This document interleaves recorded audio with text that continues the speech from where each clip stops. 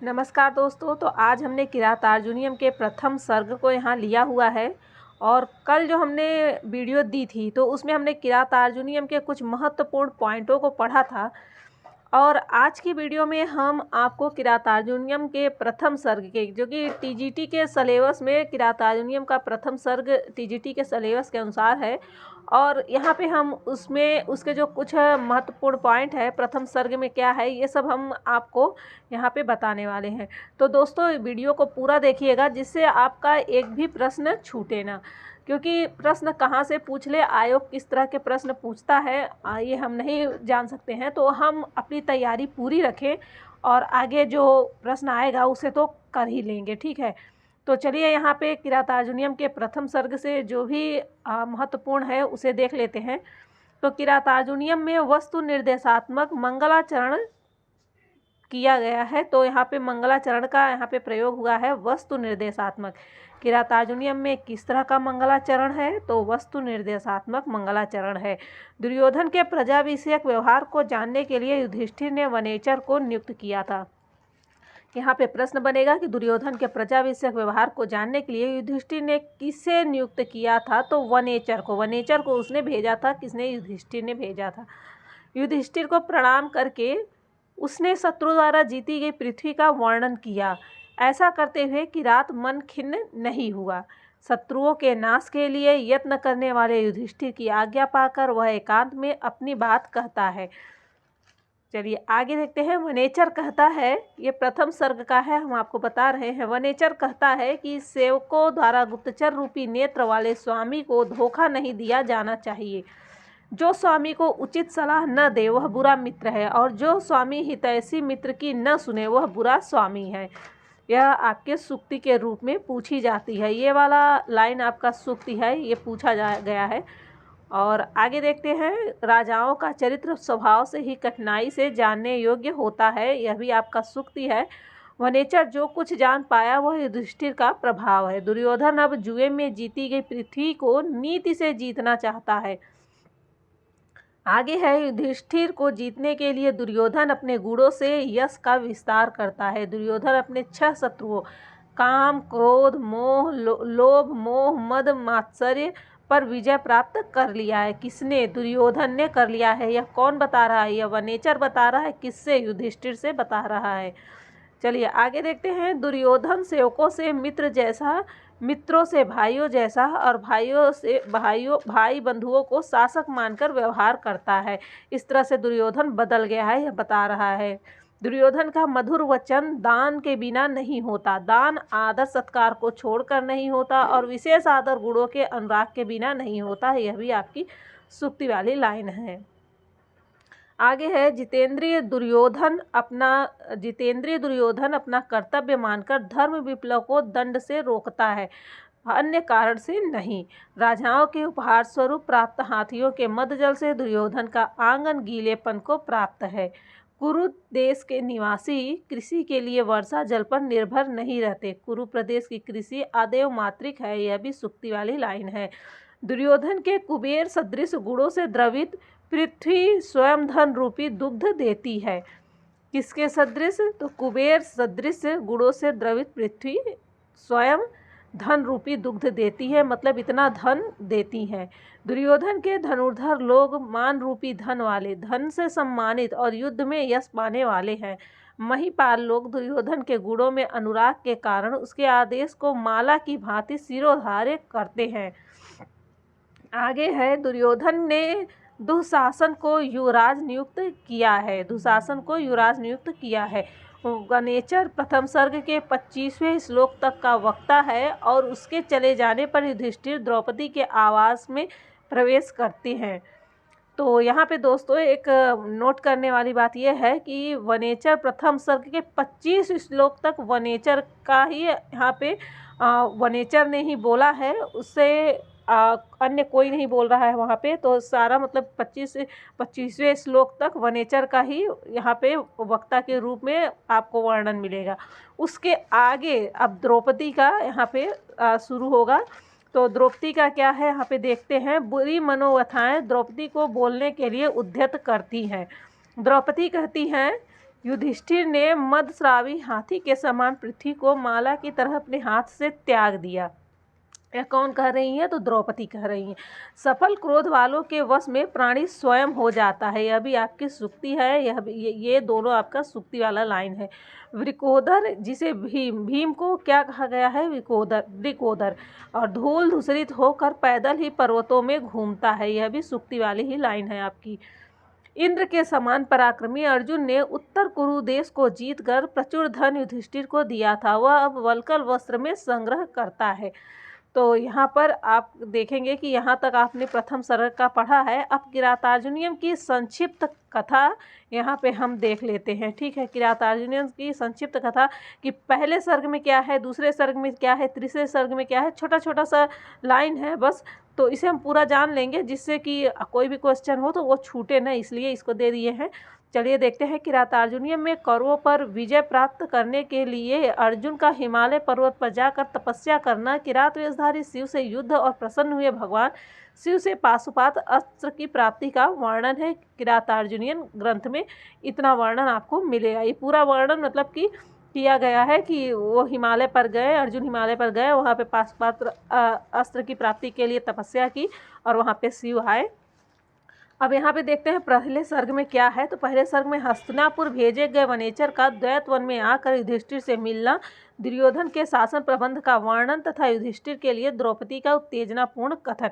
तो अगर आपसे प्रश्न पूछता है कि दुर्योधन के शासन प्रबंध का वर्णन किस सर्ग में किया गया है, तो यह आपका प्रथम सर्ग हो जाएगा। चलिए आगे देखते हैं। युधिष्ठिर, ये द्वितीय सर्ग है। युधिष्ठिर भीम का संवाद, व्यास का आगमन, ये द्वितीय सर्ग में प्राप्त होगा। तृतीय सर्ग में आपके युधिष्ठिर व्यास संवाद, व्यास द्वारा अर्जुन को पाशुपत अस्त्र की प्राप्ति के लिए हिमालय पर जाकर तपस्या करने का आदेश और अर्जुन का चला जाना वहाँ से। ठीक है, अब सर्ग चौथे में क्या प्राप्त होगा? शरद ऋतु का वर्णन और पांचवें सर्ग में हिमालय पर्वत का वर्णन। यानी चौथे सर्ग में आपको शरद ऋतु का वर्णन प्राप्त होगा और पांचवें सर्ग में हिमालय पर्वत का वर्णन। प्रश्न पूछ ले हिमालय पर्वत का वर्णन किस सर्ग में है, तो पांचवें सर्ग में ये हो जाएगा। अब आगे देखते हैं छठवें सर्ग में क्या है। हिमालय पर अर्जुन की तपस्या, तपोविघ्न के लिए इंद्र द्वारा अप्सराओं को भेजना, ये छठवें सर्ग में है। सातवें सर्ग में इंद्र द्वारा प्रेषित गंधर्वों और अप्सराओं के आने और उनके विलासों का वर्णन प्राप्त होगा आपको सातवें सर्ग में। अब आठवें सर्ग में आ जाते हैं। तो गंधर्वों और अप्सराओं का उद्यान विहार और जल क्रीड़ा, तो ये क्या है आपका आठवां सर्ग है। सर्ग नवे में सायंकाल और चंद्रोदय वर्णन, सूरत वर्णन तथा प्रभात वर्णन, ये आपको नवे सर्ग में प्राप्त होगा। 10वां सर्ग है वर्षा आदि का वर्णन, अप्सराओं का चेष्टा वर्णन तथा उनका प्रयत्न वैफल्य, ये है 10वें सर्ग में। अब 11वां सर्ग देख लेते हैं। मुनि रूप में इंद्र का आगमन होता है, इंद्र अर्जुन का संवाद होता है, फिर इंद्र का पाशुपात अस्त्र की प्राप्ति के लिए अर्जुन को शिव आराधना करने का उपदेश यहाँ पे मिलेगा। अब 12वां सर्ग आ जाता है। तो 12वें सर्ग में अर्जुन की तपस्या, शूकर के रूप में मूक नामक दानव का अर्जुन वध के लिए आगमन और किरात वेशधारी शिव का भी आगमन इसी 12वें सर्ग में होता है। 13वां सर्ग है तो वो क्या है, शूकर रूपधारी मूक दानव पर शिव और अर्जुन के बाणों का प्रहार और उस वाराह की मृत्यु, बाण के विषय में शिव के अनुचर और अर्जुन का विवाद। फिर 14वां सर्ग आ जाता है आपका। तो इसमें सेना सहित शिव का आगमन और सेना के साथ अर्जुन का युद्ध होता है। 15वें सर्ग में चित्र युद्ध वर्णन, चित्र काव्य इसे कहा जाता है, और शिव और अर्जुन का अस्त्र युद्ध ये 16वें सर्ग में होगा। 17वां सर्ग है शिव का सेना के साथ अर्जुन का युद्ध और शिव और अर्जुन का युद्ध यहाँ पे 17वें सर्ग में। 18वां सर्ग क्या है, तो शिव और अर्जुन का बाहु युद्ध और शिव का वास्तविक रूप में प्रकट होना, इंद्र आदि का आगमन, अर्जुन को पाशुपात अस्त्र की प्राप्ति, इंद्र आदि का अर्जुन को विविध अस्त्र देना और सफल मनोरथ अर्जुन का युधिष्ठिर के समीप पहुंचना, ये सब आपको 18वें सर्ग में प्राप्त हो जाएगा। अब आगे देखते हैं संभोग श्रृंगार का सुंदर वर्णन, अगर प्रश्न पूछता है संभोग श्रृंगार का सुंदर वर्णन किसमें है तो सर्ग 8 और 9 में मिलेगा इसका वर्णन। युद्ध वर्णन में वीर रस का वर्णन किस सर्ग में है तो 13 से 17 तक में है। और उपमा अलंकार का सुंदर प्रयोग कहाँ हुआ है तो सर्ग 13 से लेकर 17 तक में उपमा अलंकार का प्रयोग हुआ है। प्रमुख वर्णन वैचित्र्य सर्ग 4 में शरद वर्णन है, सर्ग 5 में हिमालय वर्णन है, सर्ग 8 में जल क्रीड़ा वर्णन है, और यहाँ पे सर्ग 9 में संध्या और चंद्रोदय और सूरत वर्णन है। सर्ग 12 से 18 तक युद्ध का वर्णन प्राप्त होगा। अर्थ गौरव या अर्थ गांभीर्य के लिए प्रशंसा की जाती है किनकी, महाकवि भारवी की जाती है। आगे देखते हैं यहाँ पे भारवी को कौन सा रस सर्वाधिक प्रिय है तो उन्हें वीर और श्रृंगार रस सर्वाधिक प्रिय है। कौन सा, वीर और श्रृंगार रस। महाकाव्य में रीति शैली के जन्मदाता कवि हैं तो ये भारवी को माना जाता है रीति शैली के जन्मदाता कवि। ग्रंथ के आरंभ में श्री शब्द तथा सर्गांत श्लोकों में लक्ष्मी का शब्द का प्रयोग किया है तो यह किस ग्रंथ में हुआ है तो ये आपके हुए हैं किरातार्जुनीयम ग्रंथ में। किस कवि का काव्य सौंदर्य नारिकेल फल सम्मितम माना गया है तो भारवी का, भारवी को माना गया है नारियल फल के समान। भारवी की प्रशंसा में कही गई सूक्तियाँ कौन कौन सी हैं तो देख लीजिए भारवी के लिए अगर इसमें से कोई भी सूक्ति आती है तो वो भारवी की है, यह भी जान लीजिएगा आप। भारवी की प्रशंसा में कही गई सूक्ति भारवेर्थ गौरवम, भारवेरिव भारवे प्राकृति मधुरा, भारवी गिरह नारिकेल फल सम्मितम वचः, स्फुटता न पदैर पाकृता। और इसके आगे देखते हैं केवल न कार को लेकर, केवल न शब्द को लेकर, नकार को लेकर सर्वप्रथम एकाक्षरी श्लोक लिखने वाले कवि तो ये भी भारवी जी हैं। न नुन्नो करके दिया हुआ है, इन्होंने अपना ये श्लोक बनाया हुआ है। और अपने काव्य में सर्वप्रथम चित्र अलंकारों का प्रयोग करने वाले कवि हैं भारवी। किरातार्जुनीयम के सर्ग 15 में चित्रा अलंकार का प्रयोग किया गया है। आगे देखते हैं भारवी ने विभिन्न सर्गों में 11 छंदों का प्रयोग किया है और सर्गांत श्लोकों में मालिनी और वसंत तिल का प्रमुख है। भारवी द्वारा प्रयुक्त मुख्य छंदों की संख्या कितनी है तो 13 है। भारवी का अत्यंत प्रिय छंद कौन सा है, वंशस्थ तथा उपजाति। उपजाति है यह, वंशस्थ और उपजाति ये दो छंद हैं। क्षेमेंद्र ने वंशस्थ छंद के लिए प्रशंसा की है किसकी, भारवी की। किसने की है, क्षेमेंद्र ने किस छंद के लिए, वंशस्थ छंद के लिए।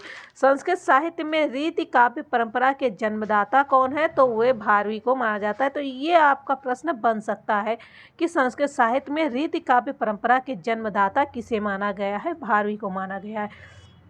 आगे देखते हैं किरातार्जुनीयम में दुर्योधन को किस नाम से वर्णित किया गया है तो सुयोधन नाम से इन्हें यहाँ पे आपको वर्णन मिलेगा। किरातार्जुनीयम में दुर्योधन का वर्णन सुयोधन नाम से प्राप्त होगा।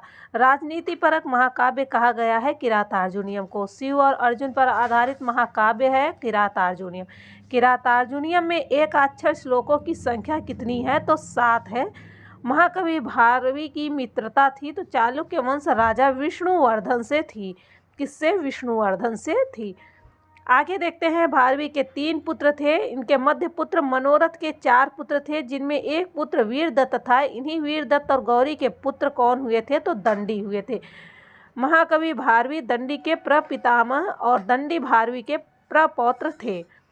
आगे देखते हैं भारवी शैव के जबकि माघ वैष्णव थे। भारवी कौन थे, शैव थे, और माघ कौन थे, वैष्णव थे। दक्षिण के ऐहोल शिलालेख में कालिदास और भारवी का नामोल्लेख हुआ है। इस शिलालेख का समय 634 ईस्वी है। कविता आश्रित कालिदास भारवी कीर्ति। आगे है गुम्मरेड्डीपुर के शिलालेखों में से हमें पता चलता है कि राजा दुर्विनीत ने किरातार्जुनीयम के 15वें सर्ग पर टीका लिखी थी। दुर्विनीत का समय कितना है तो 580 ईस्वी के आसपास माना जाता है। और भारवी के किरातार्जुनीयम का उद्धरण जयादित्य की काशिका वृत्ति में उपलब्ध होता है। मैक्स मूलर काशिका का समय 660 ईस्वी मानते हैं। आगे है बाणभट्ट 7वीं शताब्दी अपने हर्ष चरित में पूर्ववर्ती सभी कवियों का उल्लेख करते हैं किंतु उसमें भारवी का नाम उल्लेख नहीं है। कीथ महोदय भारवी का समय 550 ईस्वी मानते हैं, ये कीथ के अनुसार है 550 ईस्वी। और जैकोबी, मैकडॉनल्ड, बलदेव उपाध्याय, चंद्रशेखर पांडे इत्यादि विद्वानों ने भारवी का समय कितना माना है? 600 ईस्वी के लगभग। शिव जी अर्जुन की तपस्या की परीक्षा के लिए किरात का वेश धारण करते हैं। किरातार्जुनीयम में मूक दानव अर्जुन को मारने के लिए मायावी वराह का रूप धारण करता है। महाकाव्यकारों में कालिदास और अश्वघोष के बाद भारवी का नाम लिया जाता है। भारवी व्याकरण, वेदांत, न्याय, धर्म, राजनीति, कामशास्त्र, पुराण, इतिहास आदि के मूर्धन्य विद्वान थे। भारवी व्याकरण वही प्रश्न है यहाँ पे, आगे देखते हैं। उदात्त एवं संजीव वर्णन, कमनीय कल्पनाओं, अर्थ गौरव, हृदयग्राही शब्द योजना, कोमलांत पदावली, हृदय स्पर्शी एवं रोचक संवाद, अलंकारों का चमत्कारिक प्रयोग, कलात्मक काव्य शैली, मनोहर प्रकृति चित्रण, रस स्पेशलता, सजीव चरित्र चित्रण इत्यादि सम्माननीय गुणों ने भारवी को महाकवियों में अत्यंत उच्च स्थान पर प्रतिष्ठित किया। ये उनके सारे गुण थे। भारवी राजनीति शास्त्र, नीति शास्त्र के प्रकांड पंडित थे और किरातार्जुनीयम के प्रथम सर्ग में वनेचर की स्वामी भक्ति, सत्यवादिता, निश्चलता, विनम्रता, साहस, स्पष्टवादिता आदि गुणों का चित्रण आपको प्राप्त हो जाएगा। किसमें? प्रथम सर्ग में। द्रौपदी की मानसिक पीड़ा, व्याकुलता, प्रतिकार की तीव्र भावना का वर्णन है। किसमें? प्रथम सर्ग में है। अर्जुन की वीरता, भ्रातृ भक्ति का, कर्तव्य निष्ठा का वर्णन है। भीम की वीरता, नीतिज्ञता, असहिष्णुता का वर्णन है। युधिष्ठिर की नीतिज्ञता, शांतिप्रियता, धर्मपरायणता इत्यादि का वर्णन इसमें प्राप्त होता है। किरातार्जुनीयम के प्रथम सर्ग के प्रारंभ में वनेचर की उक्तियों का तथा उत्तरार्ध में द्रौपदी की उक्तियों का चित्रण किया गया है। संपूर्ण प्रथम सर्ग युधिष्ठिर को संबोधित करके लिखा गया है। भारवी का संस्कृत साहित्य में अलंकृत काव्य शैली तथा विचित्र मार्ग के जनक के रूप में विशिष्ट स्थान प्राप्त होता है। आगे है, विचित्र मार्ग की विशेषता यह है कि इसमें कथानक बहुत कम होता है और वर्णन अधिक है। भारवी की अलंकृत काव्य शैली में पांडित्य प्रदर्शन और अलंकार सन्निवेश को प्रधानता दी गई है। इसमें यह शब्द मिटा हुआ है, बाद में बताते हैं इसको, रुक जाइए एक मिनट। कालिदास के प्रमुख छंद 6 हैं। भारवी के 13 और माघ के 16 माने गए हैं। भारवी ने वंशस्थ छंद का सर्वाधिक प्रयोग किया है। इसके अतिरिक्त इंद्र वज्रा, उपेंद्र वज्रा, द्रुत विलंबिता, प्रमितिच्छरा और प्रहर्षणी, स्वागता, पुष्पिताग्रा आदि का प्रयोग मिलता है। भारवी वीर रस के सिद्धहस्त कवि है। किरातार्जुनीयम के प्रथम सर्ग में युधिष्ठिर के मुख से किसी उक्ति कथन को नहीं कहलाया गया है। महाकवि भारवी की एकमात्र रचना किरातार्जुनीयम का उपजीव्य महाभारत के वन पर्व की एक घटना है। किराताश्च अर्जुनश्च द्वंद्व, किरातार्जुन धन 6 प्रत्यय लगाकर किरातार्जुनीयम शब्द बना है। ग्रंथवाची होने पर नपुंसक लिंग में किरातार्जुनीयम बना है। इसमें अर्जुन का हिमालय पर्वत पर जाकर तपस्या करने व किरात वेशधारी भगवान शिव से युद्ध करके उन्हें प्रसन्न कर पाशुपात अस्त्र प्राप्त करने की कथा का वर्णन है। किरात में कुल 18 सर्ग, 1040 श्लोक है। किरातार्जुनीयम में कुल 25 छंदों और मुख्यतः 13 छंदों का प्रयोग हुआ है। भारवी का अत्यंत प्रिय छंद वंशस्थ है। तत्पश्चात उन्होंने उपजाति का ज़्यादा प्रयोग किया है। 4 सर्गों में वंशस्थ, 3 सर्गों में उपजाति का प्रयुक्त किया हुआ है। भारवी ने 3 शब्दालंकार, 60 अर्थालंकार और 7 चित्राक्षर अलंकारों का प्रयोग किया है। सर्वाधिक उपमा अलंकार प्रयुक्त है। भारवी ने किरात के 15वें सर्ग में युद्ध प्रसंग के चित्रालंकारों का प्रयोग किया है। किरातार्जुनीयम में वीर रस मुख्य रस है तथा श्रृंगार गौड़ है। और किरातार्जुनीयम में पंचाली रीत और प्रसाद गुण है, किंतु वैदर्भी रीत का भी प्रयोग बाहुल्य है। किरात का नायक अर्जुन, कहीं कहीं युधिष्ठिर प्राप्त होता है। प्रतिनायक किरात वेशधारी शिव तथा नायिका द्रौपदी है। किरात के 18वें सर्ग में शिव की अत्यंत भाव की स्तुति की गई है। भारवी का प्रसिद्ध एकाक्षर श्लोक न ननो नुनो 15वें सर्ग में आपको प्राप्त हो जाएगा। भारवी ने मंगलाचरण में श्री शब्द तथा सर्गांत श्लोकों में लक्ष्मी शब्द का प्रयोग किया है। क्षेमेंद्र ने भारवी के वंशस्थ वृत्ति की प्रशंसा की है और वंशस्थ को राजनीतिक चर्चा के लिए सर्वाधिक उपयुक्त माना है। काव्य का आरंभ द्वैत वन से होता है, जहाँ महाराज युधिष्ठिर धृतक्रीड़ा में दुर्योधन से हार कर 13 वर्ष का वनवास काट रहे होते हैं। युधिष्ठिर द्वारा नियुक्त ब्रह्मचारी वेश वाला गुप्तचर वनेचर लौटकर आता है और दुर्योधन के राज्य की शासन प्रणाली का वर्णन करता है। द्रौपदी इस समाचार से अत्यधिक क्रुद्ध हुई और युधिष्ठिर को युद्ध के लिए प्रोत्साहित करती हैं। द्वितीय सर्ग में महर्षि व्यास आते हैं और अर्जुन को पाशुपत अस्त्र प्राप्त करने का सलाह देते हैं। अर्जुन तपस्या हेतु इंद्रकील हिमालय पर जाते हैं। किरातार्जुनीयन के प्रारंभिक 3 सर्ग विशेष कठिन हैं, अतः उन्हें पाषाण त्रय के नाम से जाना जाता है। अर्जुन को 18वें सर्ग में पाशुपत अस्त्र प्राप्त होता है। प्रथम सर्ग के अंतिम 2 श्लोकों में क्रमशः पुष्पिताग्रा और मालिनी छंदों का प्रयोग हुआ है। प्रथम सर्ग का अंतिम श्लोक विधि समय नियोगात है और प्रसन्न गंभीरा पदा सरस्वती भारवी की भाषा तथा शैली का द्योतक महनीय मंत्र है। भारवी के किरात के प्रथम सर्ग में कुल 46 श्लोक आपको प्राप्त हो जाएंगे। तो दोस्तों, ये किरातार्जुनीयम का संपूर्ण पाठ था, जिसे हमने कम शब्दों में यहाँ पे संक्षिप्त करके इसे प्रस्तुत किया है। अगर आपको वीडियो पसंद आए तो लाइक और सब्सक्राइब जरूर कर लीजिएगा। और कुछ इसमें जो शब्द मिट गए थे, जो स्पष्ट रूप से नहीं पता था, उसे हमने छोड़ दिया है। हो सकेगा तो हम उसे अपने नेक्स्ट वीडियो में शामिल कर देंगे।